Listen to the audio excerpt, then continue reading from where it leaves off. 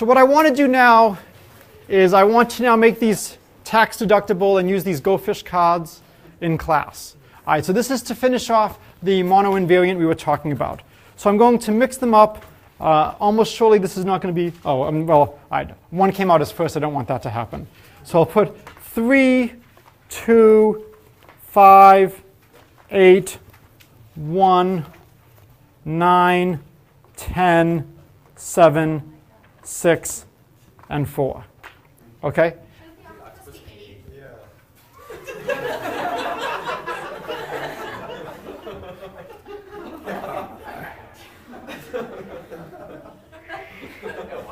No, because the octopus is 4 pairs of 2. Okay? Oh, and it's pairs. It's pairs. Because the snake looks like an 8 sign. It looks like an 8. See? It's an 8. All right? Focus. Okay, so the way the monoinvariant problem worked is we have these cards, and if the first card is ever not a 1, what we do is we take the first number, and then we flip the order. So we had 3, 2, 5. Now it becomes 5, 3, 2. What's particularly nice now is as we do this one again, we have 5, so we flip the first 5, and we get 1, 8, 2, 3, 5. And so the claim was that no matter what, it will eventually end up with 1 as the first card. All right, so just in the interest of time, I will switch it to be something like this. I just want to go over why this works, why it's always true, what's the invariant to look at. And so the way I like to look at this now is the following. For each n, claim eventually 1 is first. So let's assume that this statement is false, so that if we play this, there is some n and there's some way of ordering the cards so that 1 never ends up as first. Okay, what are the consequences of 1 never ending up first? What else must you know? We have an infinite cycle of moving cards around, and without loss of generality, if false, let n be minimal. The first violation. What can you tell me about the size of n? It's at least 3, right? If n equals 1, I've only got 1 card, kind of boring. If n equals 2, I only have 2 cards. I either have 1, 2, or 2, 1. In both cases, I very quickly get 1 first. Now, if we wanted to analyze 3 directly, could we analyze 3 directly? Sure. There's only 6 things to look at. So let's assume that there is some point where it fails, where we have this infinite cycle and 1 never gets to the beginning. Let's assume n is the smallest number where that happens. So for instance, let's assume for definiteness n equals 10. Thank you, right? N equals 10 for definiteness, right? That's how many cards we get up in this Go Fish deck. If 1 is never first, what do you know about the number 10?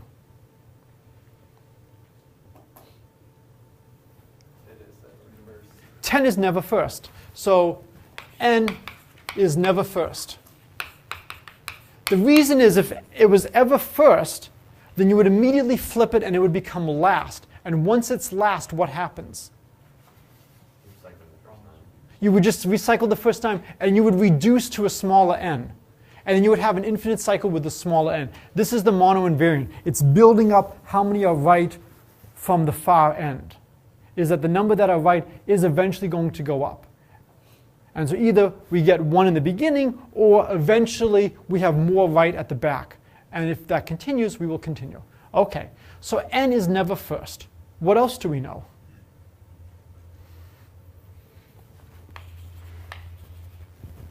N is never first.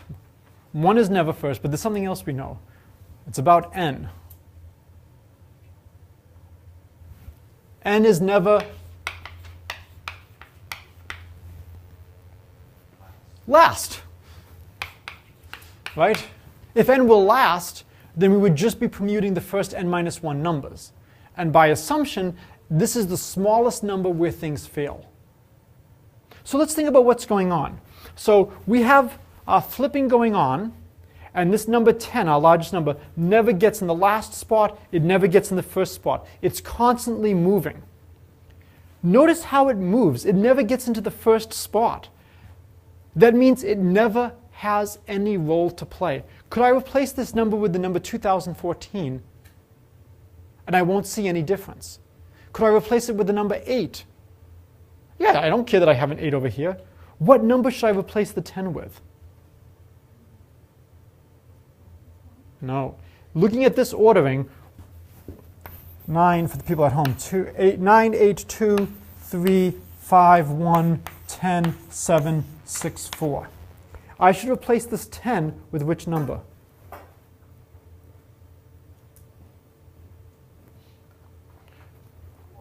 Not with 1.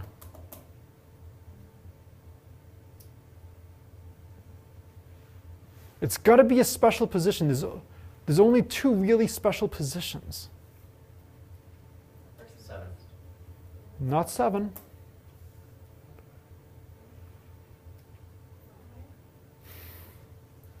Eventually someone will say it. Which, yes! Why should I replace it with the 4? Why should I swap the 10 and the 4 card? Because 10 is never in the first, the highest number that could be in the first slot is a 9. What does it mean if the highest card in the first slot is a 9? It means whatever is over here in the 10th spot never moves. And as 10 moves around, 10 never goes into the first spot. I would like to argue by induction and say that this is a contradiction, that I can't have this infinite cycle. And see, I've reduced it to a previous problem where I have n minus 1 cards moving. Why is this not reducing it to a previous case right now? I have 10, so I have the numbers 1, 2, 3, 5, 6, 7, 8, 9, 10. I'm supposed to have the numbers 1 through 9. And so I have this infinite cycle, but I have the 10 as one of the cards. I'm not supposed to have the 10. Well, look, the 10 never really plays a key role. I could have it hidden like this. And it's not going to matter as it moves around, because it never reaches the first spot. Because if it ever reached the first spot, it would move to the last spot, and we're done by induction. So if I never see what 10 is, don't look, no cheating.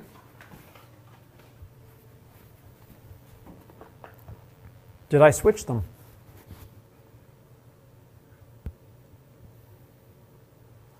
Yes. Doesn't matter. I don't know if I switched them. Do you want to know? No. All right.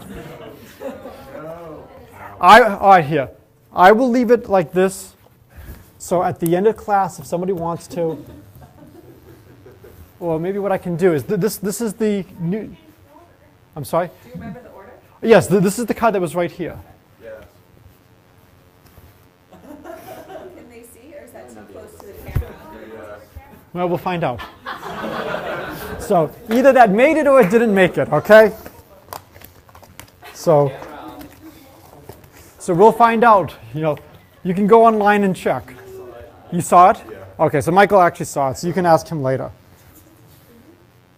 All right, so I really like this problem. And in fact, it becomes a nice card trick. If you were going to do this as a card trick, you want to tweak it a little bit. And so what you can do is you can put down the cards, and then you can say, I will let you arrange the cards any way you want, so long as you let me move one card, and you can even choose which card it is, I will be able to get it so that eventually one will end up on top. So you can make this into a magic trick if you want to entertain little kids. And the way you would do it is you would want to say, you can choose any number, and I can figure out the right place to move it. Does it really matter where you move the card? No, it's misdirection. So a lot of stuff like this, a lot of these puzzles, these become great magic tricks. These become great ways to amuse things. What? Do you also say abracadabra during the problem? If it helps you, by all means. 2 of my friends dropped out of college for a year to help the amazing James Randi set up his institute to prove that people do not have psychic powers. He used to say Uri Geller is a lying, well, I won't continue. Uri Geller sued him so many times that he now can't say he's lying. He has to say if he has psychic powers, he's doing things the hard way in terms of bending spoons with his mind. And so this is just masterful about misdirection. And so, the amazing James Randi was giving a talk. He was at a podium, and he's speaking, and as he gets away from the podium, it becomes harder to hear him. Why do you think it was harder to hear him? Yeah, the microphone was at the podium. What happens as you move away from the podium? No, I mean, it gets quieter because he's farther away from the microphone. Wow, boy, this is why I wear the microphone here, so your comments like that, no one who's listening at home knows what you said. It also looks like I am the least funny professor in the history of Williams College because there's absolutely no laughter at any of my jokes on the videos. But the microphone on the podium was off. He had a microphone in his shirt and he was controlling it with a device in his pocket to make it seem like the microphone on the podium was on. He was wearing glasses that had no lenses in them. He was showing us a couple of his tricks on misdirection. And the reason I'm talking about this is not because I didn't prepare lectures today. I have plenty of notes I can show you. But because that's what a lot of these problems are about. They're about misdirection. They're about trying to make you look at the wrong thing. And so I thought that this might be a worthwhile thing to discuss. All right, so we can either do more integration. We can go into the sum problem. We can go into e pi versus pi to the e. Which do people want to see first? E to the pi. All right. All right, so there's a lot of ways to do e to the pi versus pi to the e. Again, the Russians, they're no longer the Soviets. I have to remember to change from my childhood. They've detonated an electromagnetic pulse over America, sorry, the United States, and we have lost all electronics. We have to resort to paper and pen. And we want to figure out which is better, e to the pi versus pi to the e. So there are two good functions to look at. One is e to the x minus x to the e, and the other is g of x is e to the x over e minus x. I find g of x is a little bit easier to study than f of x. If you want, try to make f of x work. All right, let's think about g of x. What do we know about g of x?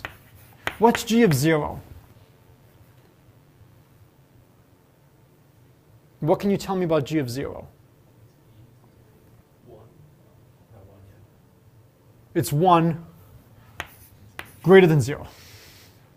What's the next value of x that we can understand this function g of x at? I'd say e. All right, if you can understand it at 1, you are much better than I am. For me, the next thing I can understand it is when I put an e. And what do we get at e? 0.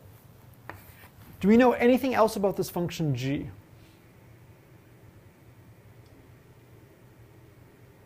Maybe not a specific value, but do we know anything about its behavior?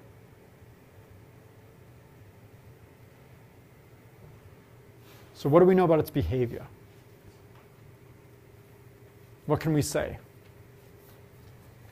What do we know? Yes?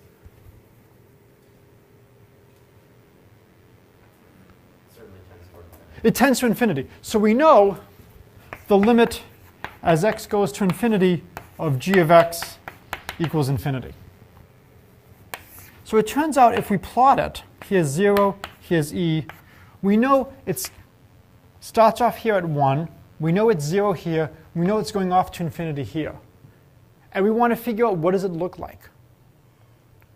How can we get information about how the function looks? Derive it. So I don't know if they teach this anymore. Draw g prime underneath and just write the sign of g prime. If g prime is positive, the function's increasing. If g prime is negative, the function is decreasing. And so now we just need to figure out what can we say about g of prime of x. All right, well, g prime of x is going to be what? So we have e to the x over e, so we get 1 over e, e to the x over e minus 1. Okay. What can we say about this derivative? So what do we know about this derivative? It's negative from 0 to e. Okay, why is it negative from 0 to e? Because e to the x over e is less than.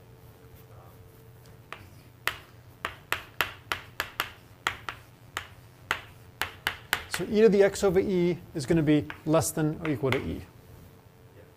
And so we have a 1 over e here. So in fact, if we go to strictly before e, we know it's going to be strictly less than e, because we're raising e by something less than 1. So we know that g prime of x is less than 0 for 0 less than or equal to x less than e. We hit pay dirt when x equals e. What's g prime of e? G prime of e is 0. So g prime of e equals 0. And now we want g prime of x when x is greater than e. So for x greater than e. What can we say about here? It's positive, because now we've got e to a number greater than 1 is positive as e to the x over e is greater than e here. So looking at this, we can now come over here, and when we go to our plot for g prime, we know it's negative in this region, it's 0 here, and it's positive in this region. So it's got to come down somehow like this and come up like this off to infinity. So the smallest the function g to the x gets is when x equals e. That's the only time this function is 0. Every other value, it's going to be positive. And now if you just take x equals pi, you get e to the pi over e is greater than pi. Raise everything to the eth power, and you get, what is it, the eth power? You then get e to the pi over e minus pi is greater than 0. Therefore, e to the pi over e is greater than pi. Therefore, e to the pi is greater than pi to the e. So over here, what we're doing is we're saying we would much rather have a higher power of a smaller number than a smaller power of a higher number. All right? So this is one way to solve the problem. I like this method. It's mostly elementary. Elementary, for the most part, means you don't use anything beyond calculus. We'll allow calculus in play. And it really gets you to some of the key ideas of just trying to get a sense of what the function looks like. This is a very common technique of looking at the sign of the first derivative to see where things are increasing or decreasing. It's particularly nice when you have the first derivative is negative 0 then positive, or positive 0 then negative. You get a very nice plot. It's either going like this or going like this. And it makes the analysis very nice. Any questions about this proof? Yes? I'm lost on the algebra from the last. All right, so do you agree that we have this is greater than 0? I understand that. So I move pi over, and then just raise everything to the eth power. So e to the pi over e to the eth power is just e to the pi. Okay. I was looking at it the wrong way. Yep, okay. Any other questions? All right. Any good problem should be able to be proved multiple ways. So I'm going to show you a more painful way to prove this now. But it has some good ideas in it. Let's see if I can get this right. So pi to the e versus e to the pi. What should I do?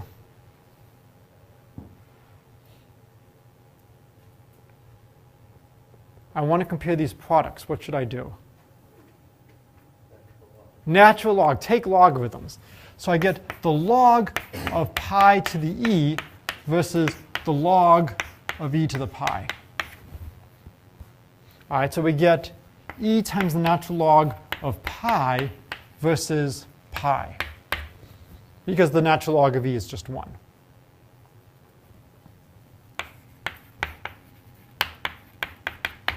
Okay. And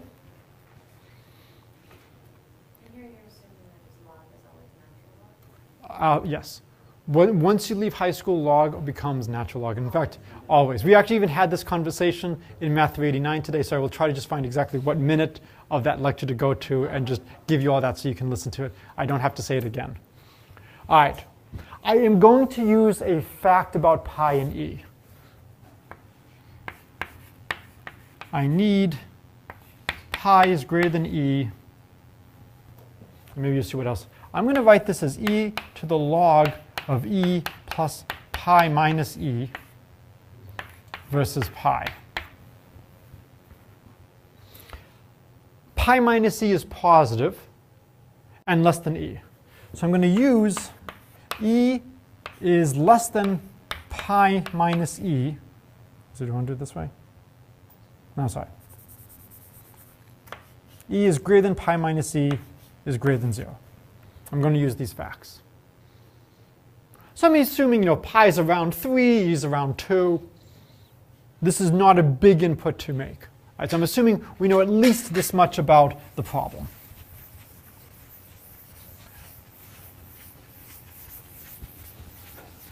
So again, why are we spending our time doing this? Because there's a lot of good techniques behind this.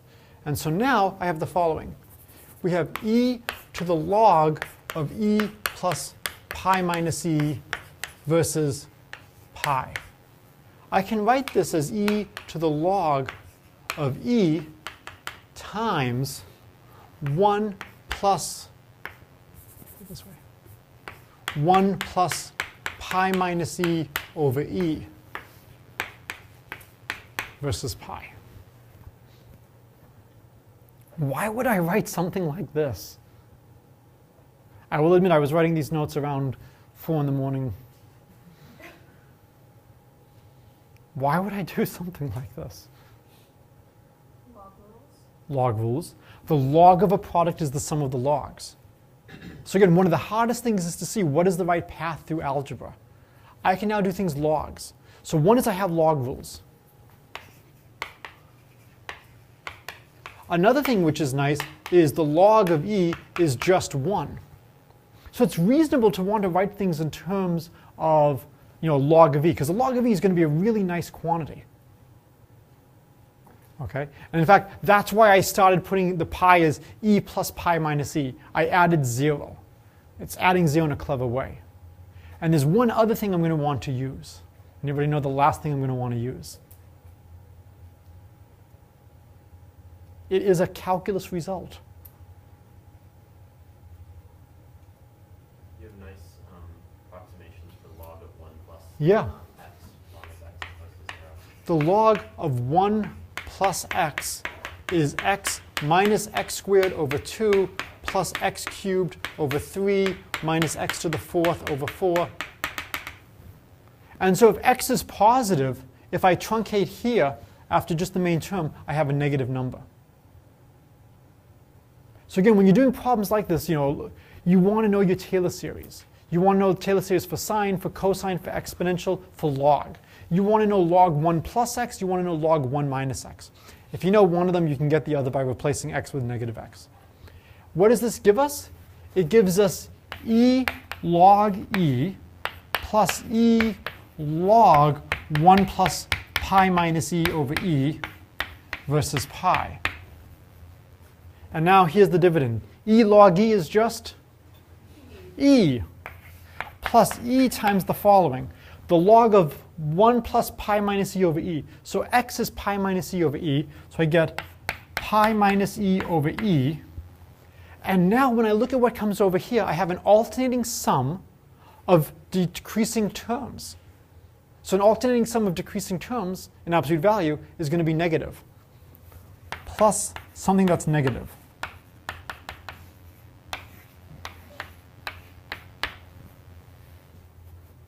Right? Well, now e times pi minus e over e, the e's cancel. E minus e cancels. I'm left with pi plus a negative number. And now what's the relationship between that and pi? It's less than. So now all we do is we come all the way back over here. Oh, did we do it the wrong way? Did I flip it on the other side? Or?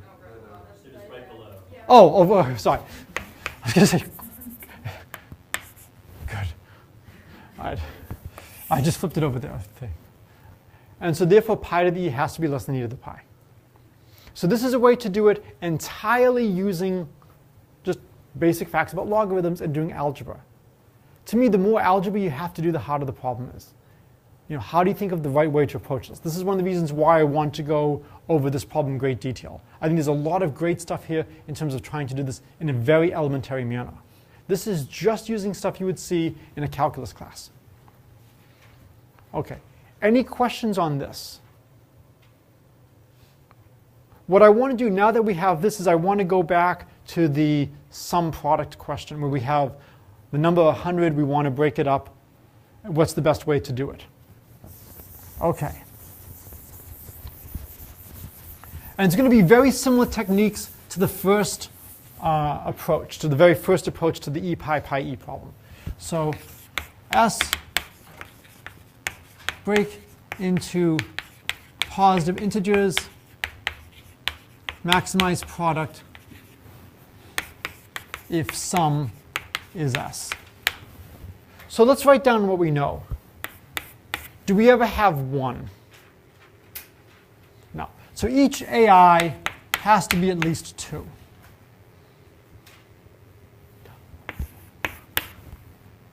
Now what we want to say is each AI can't be too large. Can somebody give me an upper bound for how large one of the AIs could be? 98. Okay, could we? So why wouldn't we want to have one of the AIs equal 98? What could we replace 98 with? 49 and 49. A better way of doing it is 2 and 96. So if I have 98, I can replace 98 with 2 plus 96.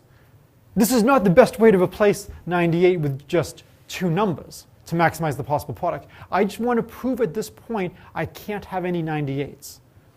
And if I ever had a 98, if I replace 98 with 2 plus 96, the product is larger. So each AI is actually at most 4. And the reason is I can replace 5 with 2 plus 3. 2 times 3 is 6. If I had 6, I could replace 6 with 2 plus 4. So we'll never have a number greater than 5, greater than or equal to 5, yes. Can we just replace 4 with 2? And so now we can continue.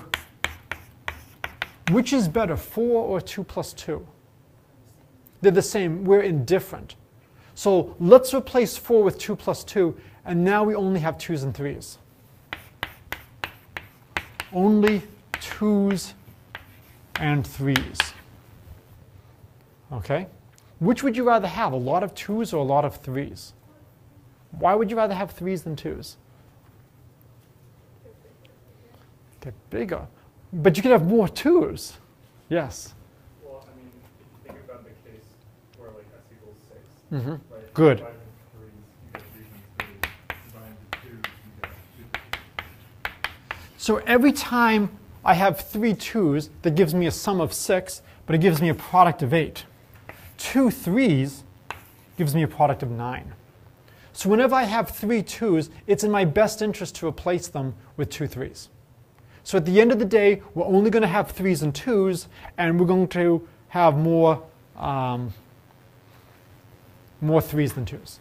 And basically, we might just be left with one little 2 at the very end. All right? So I'll let you finish the problem here. But you're going to have either no 2s, 1 2, or 2 2s. You won't have 3 2s. Okay? And so you just have to question, do you have 1 2 or do you have 2 2s? Okay. Any questions about this?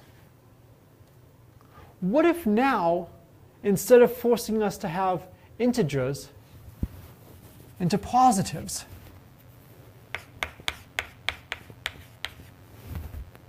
so if we think about it, we can still argue all the way up to 4, but unfortunately, we're now in a little bit harder case. So now, the difficulty is only have 1 is strictly less than AI is less than I don't really care. I'll just say less than or equal to 4. Probably we can get by with just less than 4. And so we want to figure out what is the best way. Now, is anybody surprised that we had more 3's than 2's? Do you know why we have more 3's than 2's?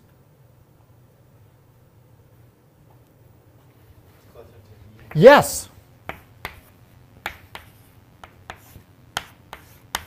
Pi has absolutely nothing to do with this problem, but because we talked about it earlier, so it doesn't feel left out, we will include pi over here. All right? Here's 2.5. E is closer to 3 than it is to 2. E is about 2.7. It's closer to 3. We're going to see how that comes into play here right now. So what we want to do is we want to figure out what is the best way to do this problem.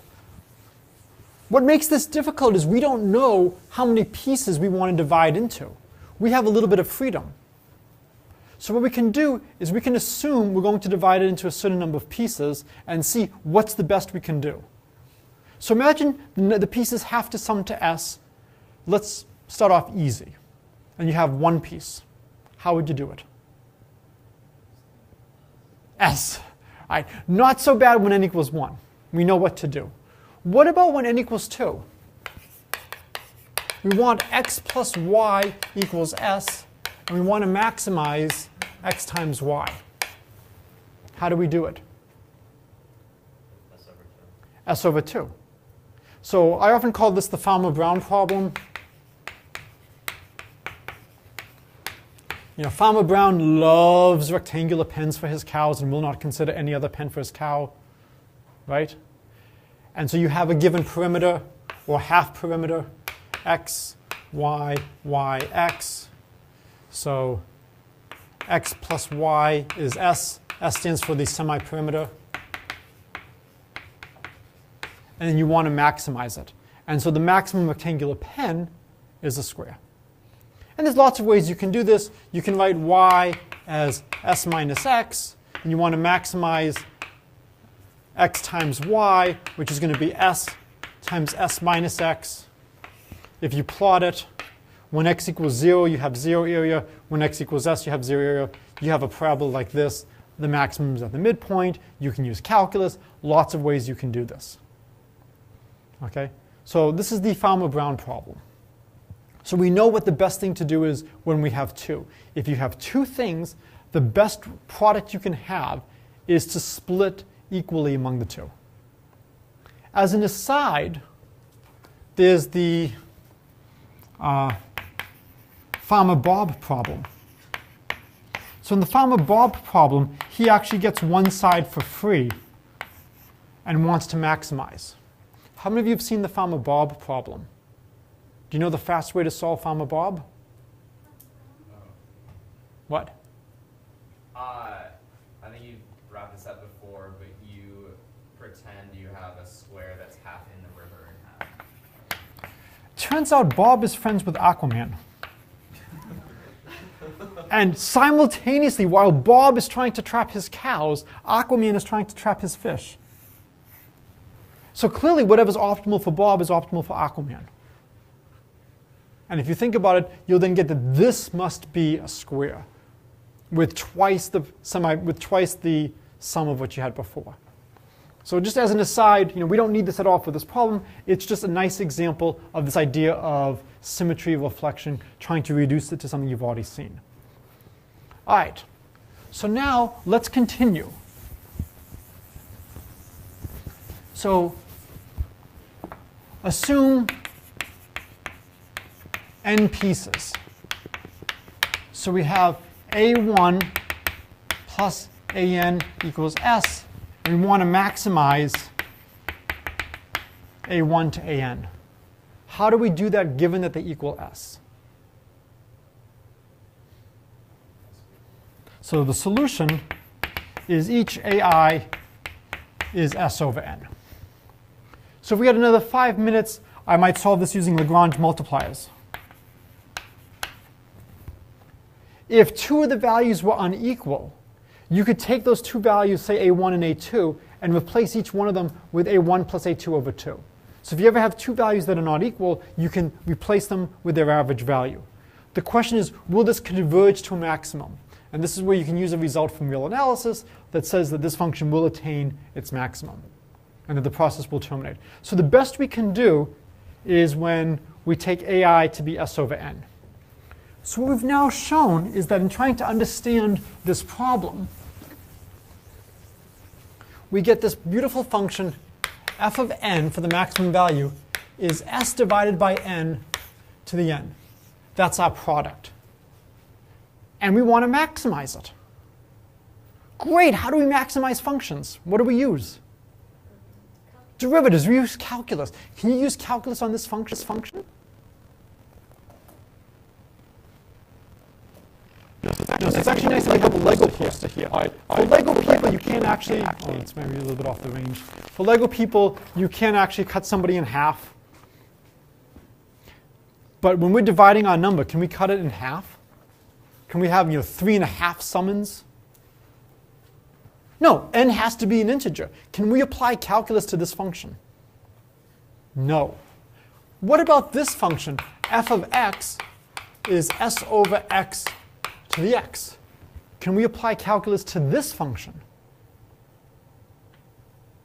Yes. X is a real number. We can apply calculus. We can find the real value of x that maximizes this.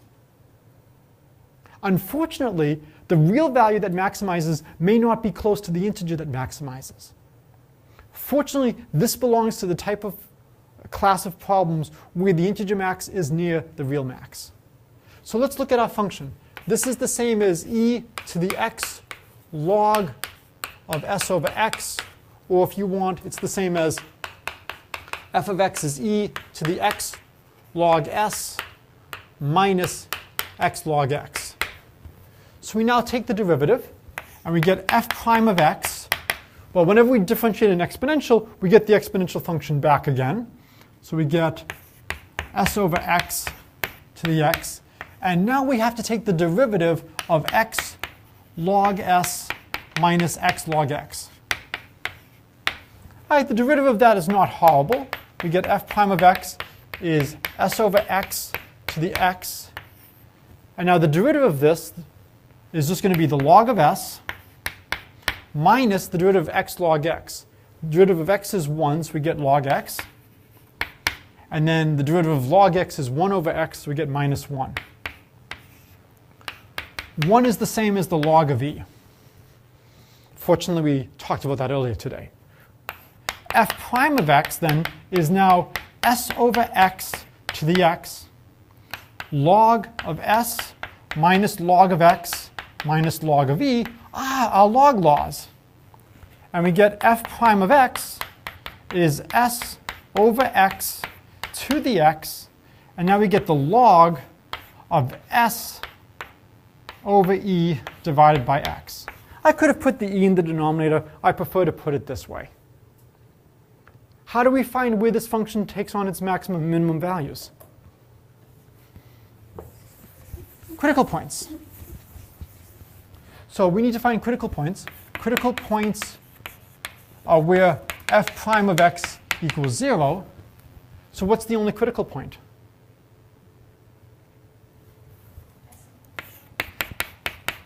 S is fixed.